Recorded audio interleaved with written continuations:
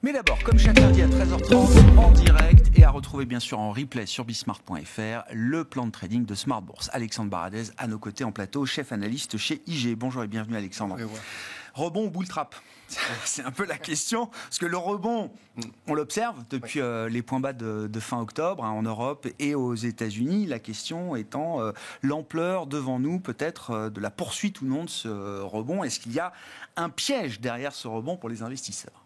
Oui, en tout cas, le sentiment premier déjà, c'est que la consolidation que nous vivons finalement depuis un bout de temps est toujours en place, avec toujours cette idée que le marché n'a pas vraiment de quoi décrocher complètement, donc il n'y a pas de sentiment que ça va vraiment lâcher d'un coup, et de la manière que les catalyseurs à la hausse, et on va en reparler, ce qu'on a pu peut-être entrevoir la semaine précédente, pas la dernière, mais celle d'avant, à savoir des chiffres un bon des US qui ont lifté les actions et fait baisser les taux. La semaine dernière, il y a eu un petit retour quand même du higher for longer qui a été rappelé gentiment par Jérôme Powell et Christine Lagarde également. Et donc, on sent bien qu'il y a cette volonté de la part des banquiers centraux de piloter le sentiment obligataire dans une zone haute, éviter que ça détende trop fortement. Et à la fois, on sent que si les stats américaines qu'on a eues il y a une quinzaine de jours sur l'emploi, sur l'ISM, si ça devenait quelque chose de récurrent, effectivement, Jérôme Powell aurait moins de mal à laisser le marché obligataire ajuster un peu les niveaux par rapport à ça. Ce serait ça le pilotage, justement. Mais on voit bien qu'ils n'en ont pas encore eu assez de ça. Donc, quand le marché obligataire s'étend un peu trop et que les actions, je ne dis pas que les actions, mais que l'obligataire se détend trop vite, mais ils nous remettent un petit coup de rappel de higher for longer. Mais l'idée, c'est ça, c'est que moi, d'un point de vue technique, on va donner des petits niveaux, mais on va pas d'éléments ni très fragiles, ni très forts non plus. Donc, c'est ce sentiment que la volatilité à 14, elle peut monter à 20 sans trop de problèmes. Au-delà de 20, pourquoi ? Et aller tout de suite à 10, 12, pourquoi aussi ? Il n'y a pas non plus le contexte entre le Proche-Orient, les taux, etc., et la macro aussi comme qui ralentit. Il n'y a pas de quoi non plus d'étendre aussi vite au niveau de la volatilité. Donc, c'est ça l'idée. C'est de voir les messages monétaires, en tout cas, c'est comme ça qu'on attendait.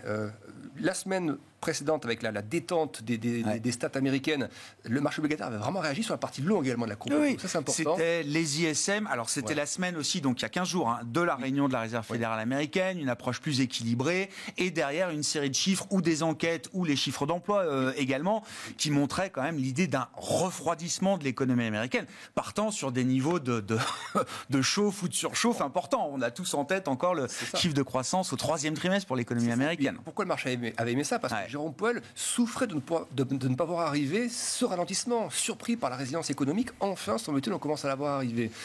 Donc ça, c'est un élément... Et vous dites, voilà, dès qu'on voit les taux longs rebaisser de 30-40 points de base, du point de vue de la Réserve fédérale américaine, tout de suite, ça provoque un petit sentiment d'inconfort en disant, attention, parce que si je suis plus équilibré, moi, Réserve fédérale américaine, c'est parce que les taux longs sont à 4,80, 4,90 ou 5%. Oui. Si les taux longs reviennent à 4%, Exactement. Et le combat sera plus dur à mener pour ramener l'inflation à 2%. Mais ce que je vais vous dire, j'hésitais parce que je cherchais ça, c'était des signaux qu'on a aussi sur les anticipations d'inflation. On a vu que vendredi, par exemple, au niveau du Michigan, le fameux indicateur, donc la confiance baisse. Ça, c'est pas un problème pour Powell, parce que si la confiance des consommateurs baisse, c'est que leur consommation va aussi un peu ralentir. Et je ne pense pas qu'ils soient contre ça non plus dans la partie des services.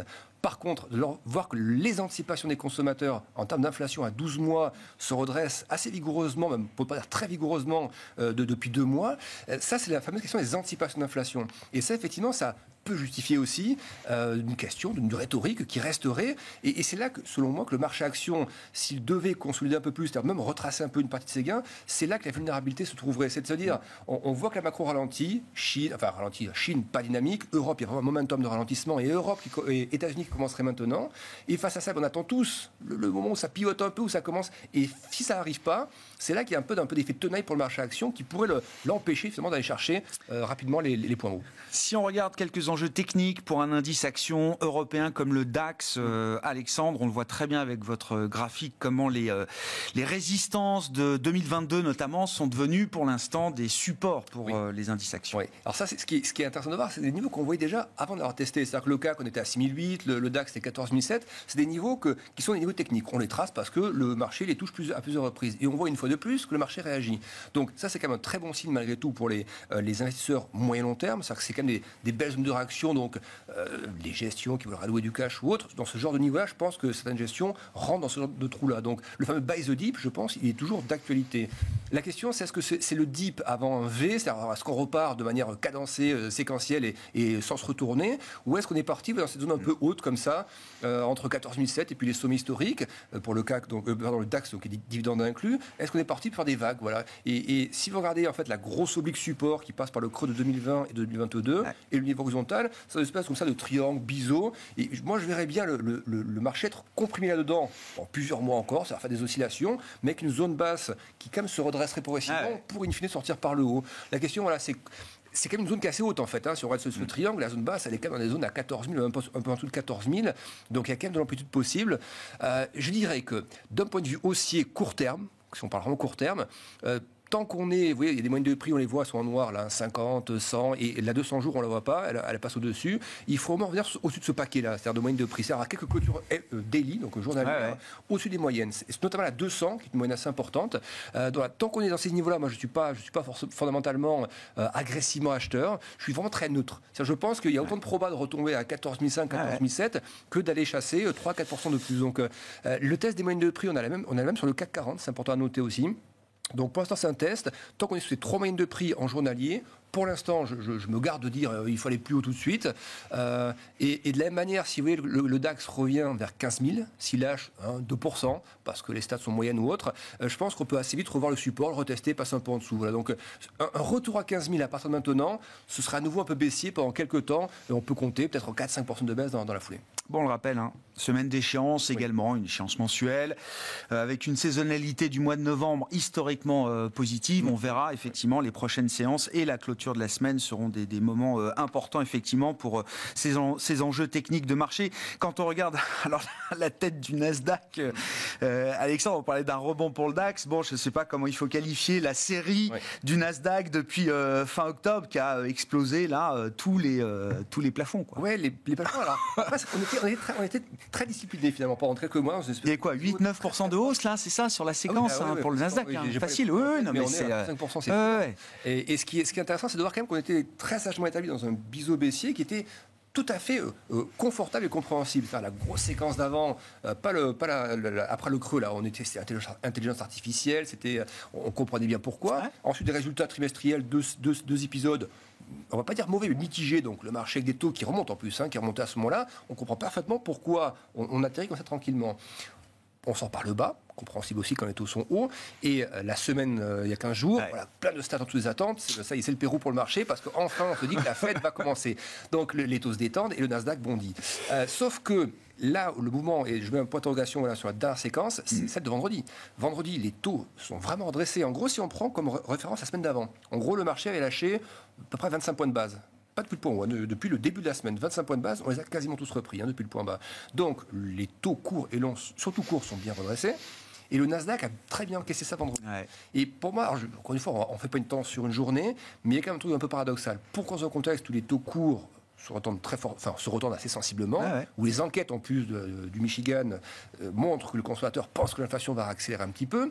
La Fed aussi, la BCE, des membres de la BCE, ce matin encore Doug Windows, et semaine dernière un autre qui expliquait qu'on attend un rebond de l'inflation en Europe, un petit rebond. Je trouve que la séquence de poursuite de la hausse des valeurs de croissance est d'être un peu surfaite. Voilà, une petite dissonance là, vous dites. Dissonance, alors voilà, c'est sur quelques heures pour l'instant, on ne tient pas de conclusion, mais je trouve par contre que le message du higher for longer me semble quand même parti au moins novembre, décembre, janvier. Il y a quand même une notion un peu... Christine Lagarde, elle disait au FT la semaine dernière, du point de vue de la BCE, en tout cas, pas de baisse de taux, au moins dans les 2 prochains trimestres. Voilà. Comme ça qu'elle a formulé, ce qui n'est plus une forward guidance, je le précise, mais elle l'a formulé de cette manière-là dans un entretien avec Martin Wolf du FT. Et donc, pourquoi dans ce cas-là, on peut se dire, le marché n'y croit pas du tout, c'est pour ça qu'il est en train de partir comme ça, mais le marché obligataire a quand même réagi. C'est-à-dire que c'est ça que le statut comme elle doit, c'est pas tellement... Si les deux, l'obligataire ou les taux se détendaient encore et que le Nasdaq monte, on comprend. Voilà, il est un peu contradictoire. Donc voilà, moi je verrais bien une séquence, si le higher for longer est vraiment là pour rester, longueur, je ne vois pas le Nasdaq aller chercher le point haut du dernier rallye. En fait. Je le verrais bien rester dans cette séquence-là, qui me paraît correcte. Il y a une amplitude d'une dizaine, 42% de variations possibles. Et donc, moi, je le verrais bien d'abord, avant d'aller chercher plus haut, de réintégrer un peu cette espèce de bisou. Voilà, revenir un peu au centre. Donc, c'est des niveaux 14 500, 15 000. Voilà, ces zones-là me paraîtraient atteignables dans une phase un peu de respiration de Nasdaq. Bon, on verra. Il y a encore quelques publications d'entreprises majeures aux États-Unis et en Europe. Mais c'est vrai qu'on arrive à la fin également de la phase micro pour les marchés et pour les analystes. Pourquoi parle-t-on du pétrole également, Alexandre, pour ajouter là aussi de la facilité à l'analyse. On a des cours de matières premières alors, qui ne sont pas déprimés au point d'indiquer une récession économique mondiale généralisée, mais on a des cours de matières premières qui n'indiquent pas grand-chose en fait. Non, alors, d'un côté, c'est plutôt rassurant, c'est de se dire finalement, malgré tous les épisodes qu'on a eu Proche-Orient, etc., il n'y a pas d'emballement de l'énergie à la hausse. On avait vu le gaz en Europe repartir à la hausse pendant plusieurs semaines et à nouveau ça se détend un petit peu. Donc c'est plutôt favorable pour le sentiment inflationniste ou autre. Mais là aussi, ce qui est un peu paradoxal, c'est que le pétrole et les matières premières énergie baissent quand même de manière vraiment claire depuis plusieurs jours et les taux n'ont pas suivi, par exemple. Et on parlait du Proche-Orient à l'instant. Quand ça a éclaté, on était aux alentours de 80, 82 $, on était monté à 89 à peu près. Là, on est passé sous les niveaux d'avant-crise du Proche-Orient. Et on a l'impression que c'est comme une espèce de balance où la vision macro, actuellement, l'emporte au point d'occulter le risque géopolitique. C'est une hypothèse qu'on avait d'ailleurs dessinée ensemble en disant est-ce que finalement, à un moment donné, le pétrole ne risque pas d'aller vers 75 si effectivement la partie Proche-Orient reste... Alors, évidemment, toute précaution due reste contenue géographiquement. Il n'y a pas eu non plus de contraintes supplémentaires sur l'offre. Je veux dire, je sais que la demande focalise beaucoup d'attention sur la partie offre. On sait que le pétrole iranien est revenu sur le marché. On sait que les États-Unis, dans la mesure de ce qu'accepte de faire l'industrie du pétrole de schiste aujourd'hui, produit à son maximum, entre guillemets, et que les Saoudiens sont attentifs aussi à pas créer trop de dommages de ce point de vue-là. Hein. Oui, donc c'est un cours finalement. On se souvient qu'il y a quelques mois, l'administration américaine disait non, on fera les stocks vers 70. Et c'est un argument qu'on a toujours dit. On a dit même quand il était à 90, on disait ils vont tenir ça. S'ils le disent, c'est qu'ils veulent le faire à un moment dans ces zones-là. Donc, il y a plutôt des hypothèses pour garder un retour vers 80, peut-être en dessous, j'y croyais pas forcément, mais au moins 80 et se stabiliser par là. Et là, on a effectivement finalement le scénario, je dis presque souhaité par l'administration américaine, d'avoir un baril qui retombe vers 70. Donc, est-ce qu'ils vont un peu bouger sur les stocks? On verra. Il n'y a pas urgence à le faire, je pense pas du tout. Mais voilà, ce que je veux souligner aujourd'hui, c'est quand même ça. C'est qu'il y a quand même des grosses divergences entre les taux qui se sont redressés sur les messages plutôt d'ordre monétaire. Un baril qui devrait influencer les taux qui ne le fait pas. Et donc, qu'est-ce qu'on doit ressortir de tout ça? Peut-être que c'est l'aspect macro qui prédomine sur les matières premières et que les actions ne sont peut-être pas encore assez sensibles. Moi, c'est plutôt vers là que j'irai un peu dans les jours à venir. Mais pas en me disant ça va être la cata sur les actions. C'est en disant il y a une sensibilité qui apparaît peut-être sur les commodities, qui n'est pas un crash de matières premières, et on voit quelques datas chinoises, des PMI, je pense que Vasine en reparlera beaucoup mieux dans quelques temps, et qui peuvent accompagner un peu ce scénario. Donc de revoir des indices européens, CAC, DAX ou autres, revenir un petit peu peut-être sous les 7000 ou autres, ça ne me paraît pas dingue dans l'ambiance macro actuelle. Merci beaucoup Alexandre pour cet éclairage des enjeux de marché, des enjeux techniques en ce début de semaine d'échéance, une échéance mensuelle avec l'expiration des contrats futurs attendus ce vendredi sur les indices majeurs. Alexandre Baradez, chef analyste chez IG, avec nous chaque lundi à 13h30 pour le plan de trading de Smart Bourse.